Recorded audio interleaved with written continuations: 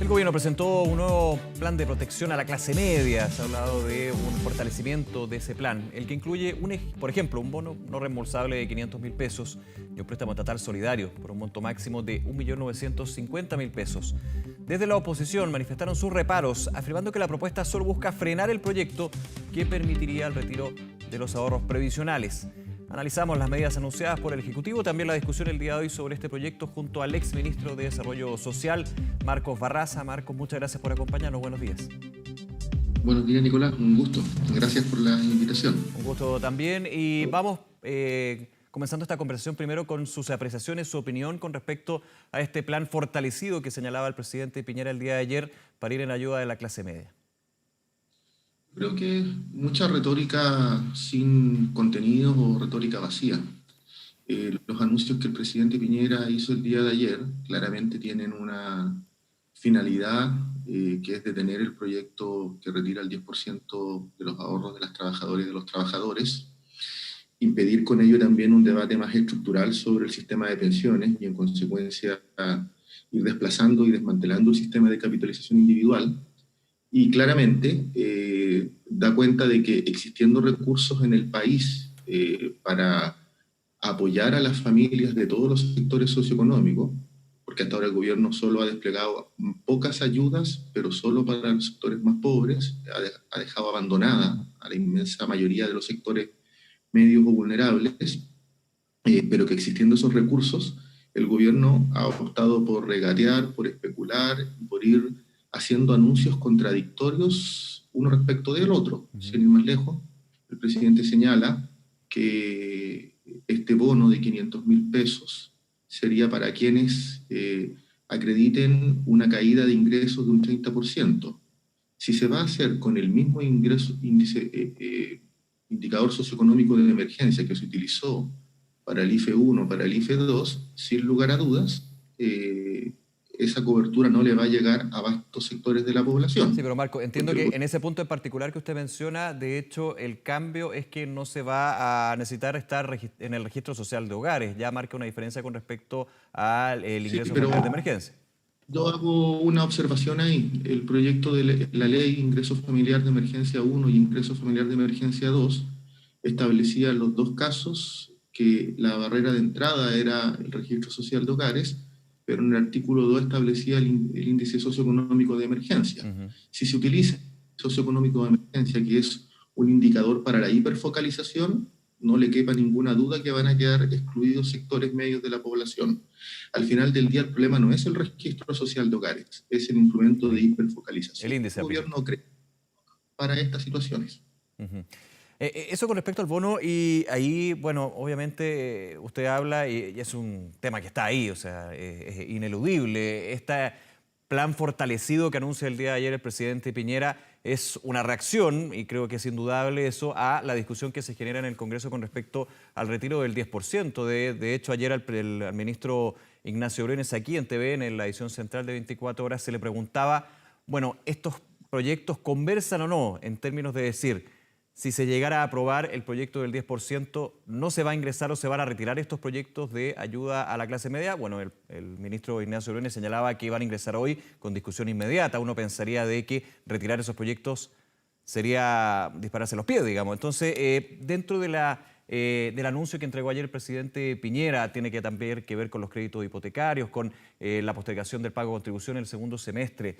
Independiente de que esté en conflicto claramente con el proyecto del 10%, finalmente van a ser ayudas. El punto que usted señala, Marco, es que la letra chica, como ha señalado la oposición, podría dejar a muchos fuera, ¿no?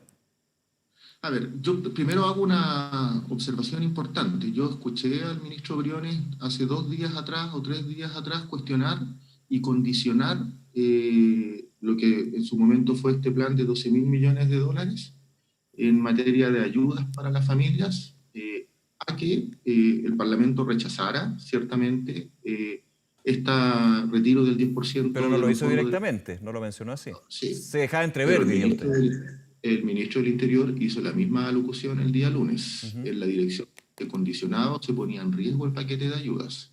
Por el financiamiento. Se dieron cuenta de que aquí claramente hay una presión y un chantaje indebido hacia la voluntad popular, porque este proyecto del 10%, ¿por qué avanza? Avanza porque de la noche a la mañana muchos parlamentarios de perspectiva neoliberal o de derecha se dieron cuenta de que el sistema de capitalización individual era dañino para para los trabajadores y las trabajadoras, o avanza porque hay voluntad popular y ciudadana de que se exija ese retiro del 10%. Avanza por lo segundo. Y en esa perspectiva lo que ha hecho el gobierno hasta ahora es una suerte de chantaje indebido, que no es propio de la democracia, para vulnerar la capacidad de deliberación del Congreso. Ahora, pregunta, el anuncio que hizo el presidente el día de ayer es un anuncio que está plegado de letra chica y de propuestas engañosas que no le hacen sentido a la ciudadanía, porque en estricto rigor lo que está posibilitando o lo que promueve es más endeudamiento. Y lo voy a poner de esta manera, tanto en las cifras como en lo vivencial. En las cifras, las estadísticas muestran que hay del orden de 650.000 familias, a partir de sus hijos estudiantes, que tienen deuda con la banca por el concepto de educación superior, de otras por el CAE. Yo soy director de la Escuela de Psicología de la USACH y tengo estudiantes que hoy día no teniendo la gratuidad de educación superior, tendrían que recurrir al CAE y tendrían que endeudarse. Claro. Lo que le estamos diciendo a una familia en consecuencia es que, así como hoy día tiene una deuda impaga respecto del dividendo de su vivienda, además va a tener una deuda impaga respecto de la educación superior de sus hijos.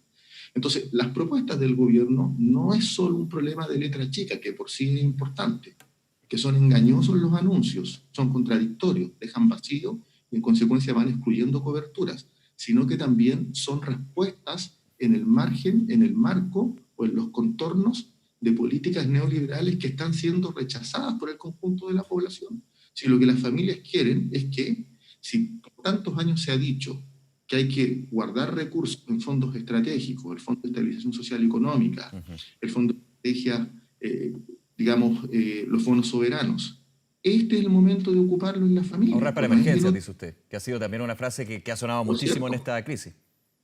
Sí. O sea, usar los ahorros en una emergencia. En ese punto, Marcos Barraza, claro, aquí hay una discusión de todo tipo. Es relevante lo que usted dice, lo que ha sido también la crítica de distintos sectores de la oposición y también desde el mismo oficialismo, hay que decirlo, que esta eventual letra chica o el resquicio finalmente puede dejar sin cobertura a personas que también lo necesitan. Esta es una crisis multisectorial y también de distintas clases sociales finalmente, especialmente la clase media y las clases más vulnerables. Ahí se focaliza finalmente. Y en ese inicio de la pandemia, sí. Al inicio de la pandemia, el registro social de hogares tenía en el 40% más vulnerables 2.964.000 hogares, un poco más de 5 millones de personas. Cuando se hace el cambio de ministro y el ministro Monkever presenta el IFE, el ingreso familiar de emergencia punto 2 en el Congreso, la tablita donde estableció la calificación socioeconómica mostró que el 40% había engrosado a 3.100.000 familias.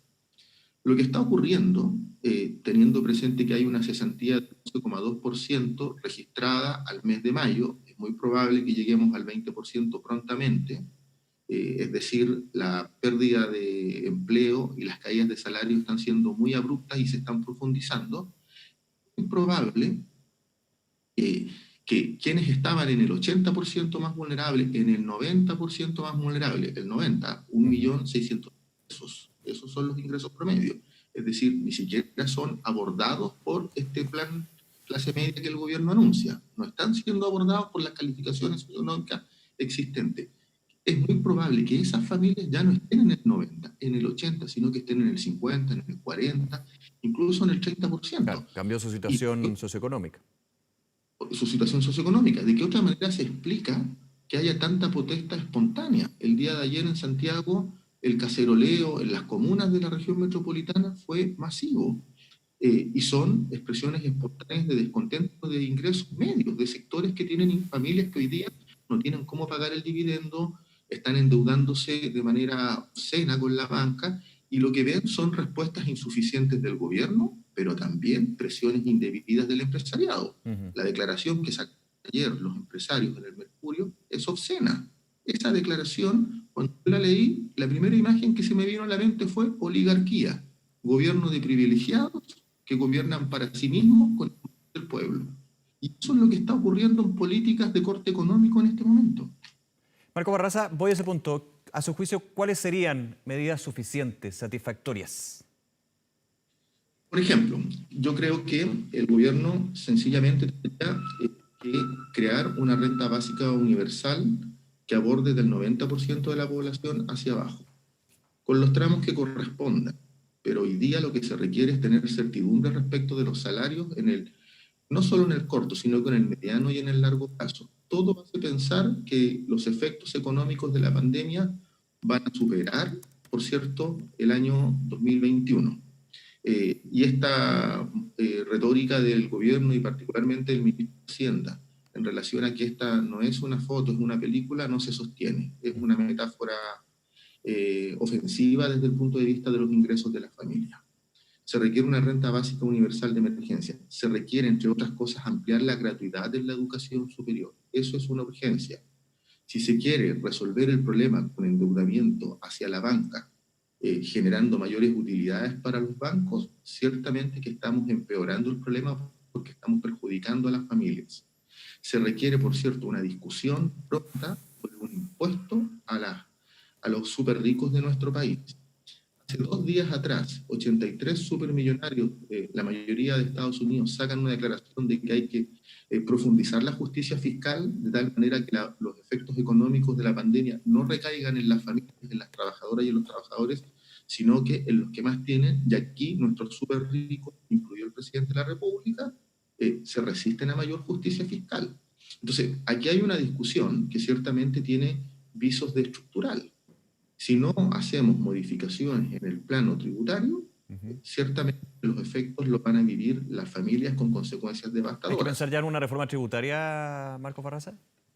Con lo que contempla, porque hemos pasado ya por 2 hasta 3 reformas tributarias, con una discusión promedio, voy a hacer un promedio, digamos, de 2 a 3 años cada reforma.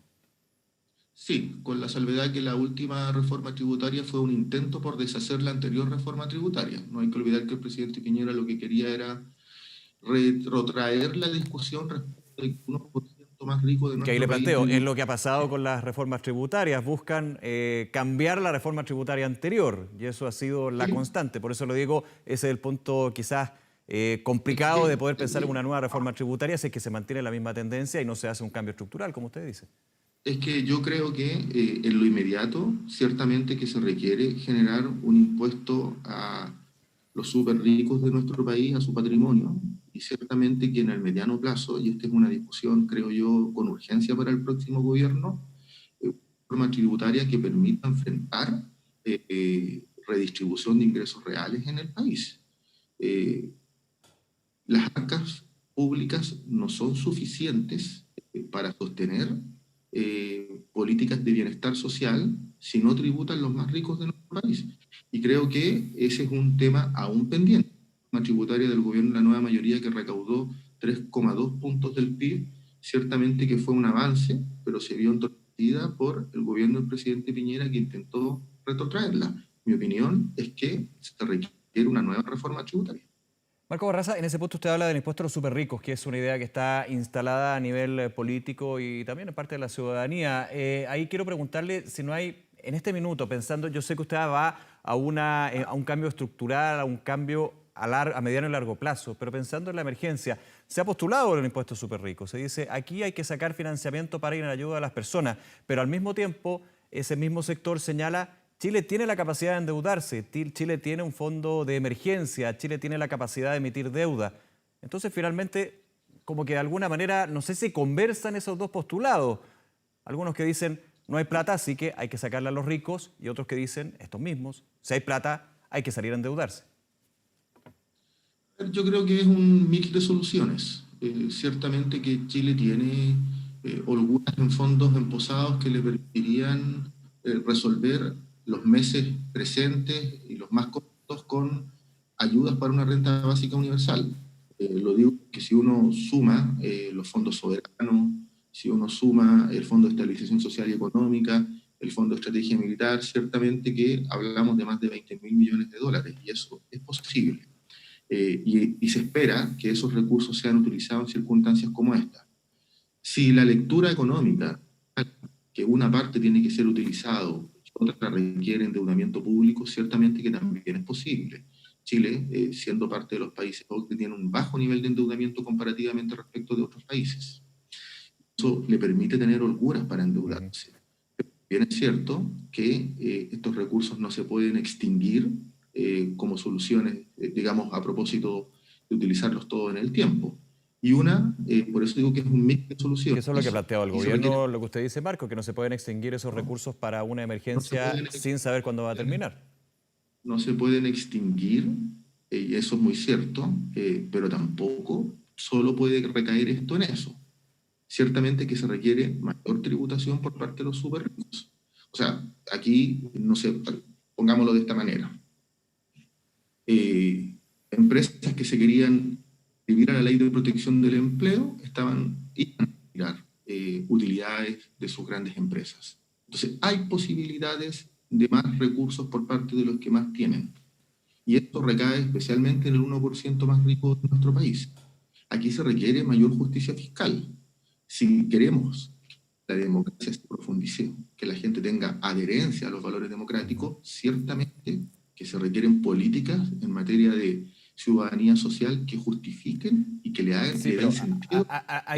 Y me interesa ese tema, y ir un poquito más en profundidad, Marco. Les pregunto, generando un impuesto al patrimonio en este sentido, porque es al patrimonio, sí, es a un controlador de una empresa, es al patrimonio, no es a las utilidades, sí, por ejemplo, de una empresa. Generando este impuesto, ¿se llega y se soluciona esta primicia, este punto que es súper relevante, como usted menciona, estoy totalmente de acuerdo, que es la justicia tributaria? Porque uno pensaría que falta bastante más que eso. Sí, pues un primer esfuerzo, solo un primer esfuerzo. En la coyuntura lo que se requiere es ciertamente que los efectos de la pandemia en el plano económico no recaigan en las trabajadoras y en los trabajadores.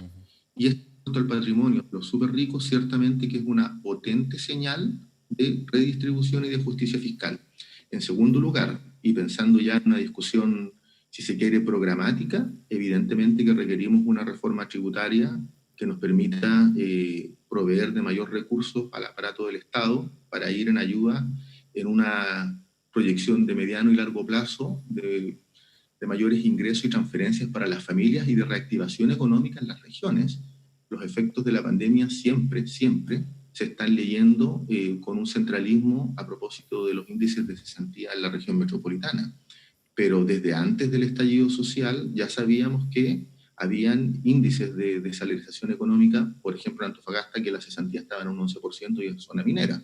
Entonces, se requieren de más recursos que le permitan al Estado invertir en las regiones, en el centro, es decir, en el conjunto del país, porque lo que estamos hablando es de generar puestos de trabajo a nivel nacional. Quiero volver a un punto que usted mencionaba, un concepto, Marcos, con respecto a esta discusión que tenemos el día de hoy entre el proyecto de retiro de ahorros previsionales y el plan fortalecido, como mencionó ayer el presidente Piñera, de ayuda a la clase media y los proyectos que deberían ingresar en las próximas horas con discusión inmediata. Usted habla de un chantaje. Uno desde la otra óptica diría, bueno, pero esto es negociación, persuadir, lo que se genera en el Parlamento. Más que chantaje, siempre se tiene que presentar alternativa para tratar de persuadir a un parlamentario o una parlamentaria. Y esto no es menester solamente un gobierno de derecha. También los gobiernos de centro-izquierda han tenido que recurrir a justamente entregar una alternativa para poder mantener una opinión y de alguna manera persuadir. Más que chantaje, no será parte también de lo que ha sido, no quiero hablar de juego porque es medio despectivo, pero del trabajo político y legislativo. Usted también le ha tocado, me imagino, cuando era ministro del gobierno Michelle Bachelet. Sí, pero yo nunca, y creo que ninguno de los ministros del gobierno de la presidenta Bachelet se atrevió, por ejemplo, a ofrecer puestos y cargos para obtener pero eso, votos. Eso no lo sabemos con certeza. Puede haber una investigación, pero siempre ha habido una persuasión dentro de este juego político. Permítame decir algo. Yo acabo de escuchar al diputado Celis de Renovación Nacional cuestionar al diputado Charp y denunciarlo de que andaba ofreciendo cargos y prebendas por votos que permitiesen... Yo lo entiendo, pero me falta la prueba concreta justamente. Es una acusación del diputado Celis. Sí, y yo no tendría por qué dudar de esa acusación. Yo lo escuché hace un ratito y creo que el gobierno cuando amenaza veladamente respecto de que las 12.000 millones en ayudas están condicionados ciertamente a que no se legisle este retiro del 10%, yo creo que eso es una presión indebida, absolutamente. O sea, es impropio de un gobierno democrático hacer eso. Pero presión es sinónimo de chantaje, porque chantaje son palabras mayores. Ciertamente, porque lo que están haciendo... Porque presión siempre ha existido entre los gobiernos y el Congreso. No, permítame, pero no. A ver, este gobierno ha hecho presiones indebidas y ha hecho uso de la constitucionalidad pinochetista de manera obscena, o sea, vetando permanentemente los proyectos de ley a propósito de la legislación que se ha hecho, por ejemplo, en el tema de los servicios básicos. Entonces, las credenciales de este gobierno son credenciales que claramente son rechazadas por el conjunto de la ciudadanía si la gente lee estas señales potentemente. Ahora, desde el gobierno, es que quiero tomar las dos visiones, Marco, por eso digo desde el gobierno, porque para poner las cartas sobre la mesa. No estoy enojado con usted, yo simplemente por favor, estamos en una muy buena conversación y esa es justamente la idea, de poner los puntos. Ahora menciono, desde el gobierno se ha dicho que aquí el trabajo legislativo tiene que ser tomar la opinión y el sentir de la ciudadanía, pero aplicar la racionalidad y el respeto a las leyes. Usted dice que había un chantaje también ocupando la constitución de la dictadura, pero desde el otro punto de vista uno diría, bueno, pero finalmente también desde la oposición se ha estado tratando de bypassear, lo quiero decir en buen sentido, la Constitución al presentar proyectos que no son potestad de los parlamentarios, sino que tienen que venir del Ejecutivo. A uno le gustará la Constitución que existe ahora o no, pero es la Constitución que tenemos. Eso para poner también los puntos sobre la mesa. Con una observación ese argumento. Sí, vamos. El proyecto de ley de retiro del 10% es en el marco de una reforma constitucional. No, me refería a servicios básicos y, por ejemplo, otros también que están ahí. Me remito al 10%. En el marco de una reforma no se está vulnerando las atribuciones del Ejecutivo, que por lo demás yo creo que en el marco de la discusión del proceso constituyente que se va a venir, ciertamente que hay que profundizar en aquellas materias que tengan que ver con gasto público, no es razonable a estas alturas del partido que solo sea iniciativa del Ejecutivo. Ciertamente el Congreso tiene que tener atribuciones de alguna manera, si no, todas las soluciones están en el marco de los contornos que define la Constitución a propósito del modelo económico existente. Entonces hay una discusión ahí de fondo que dar. Ahora, mi punto es el siguiente. Aquí, en el proyecto del 10% no se está vulnerando las atribuciones del Ejecutivo. Y lo que se ha argumentado desde la derecha y desde los sectores neoliberales es una argumentación mañosa para deslegitimar ese proyecto de retiro del 10%. Señalando que la Constitución establece que la seguridad social tiene que venir desde el Ejecutivo en este caso.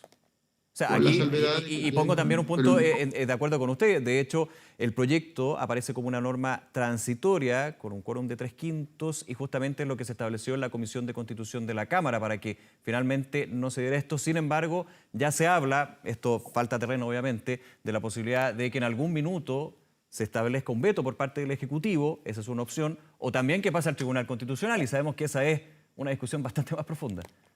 A mí no me queda ninguna duda que el gobierno va a utilizar todas las herramientas en la eventualidad que esto se apruebe, y yo espero que se apruebe, para retrotraer y dejar sin efecto una legislación que tiene amplio apoyo social. Sin embargo, quiero señalar es que lo de fondo es que aquí no se ha vulnerado las atribuciones del Ejecutivo. Se ha hecho en el marco de la legislación vigente y de las normativas existentes. Entonces, ese es un argumento mañoso por parte de la derecha y de los sectores neoliberales. Marco Barraza, nuevamente, muchísimas gracias por esta conversación. Nos quedamos muy atentos a lo que es este tema y por sobre todo creo que lo más importante, lo que hemos estado comentando con usted, la necesidad de ir en ayuda de la clase media, la clase vulnerable, de todos los que están sufriendo esta crisis que tiene distintas aristas. Muchas gracias y que tenga un buen día. Gracias, Nicolás. Un abrazo. Que esté muy bien. Chao. Un abrazo, gracias.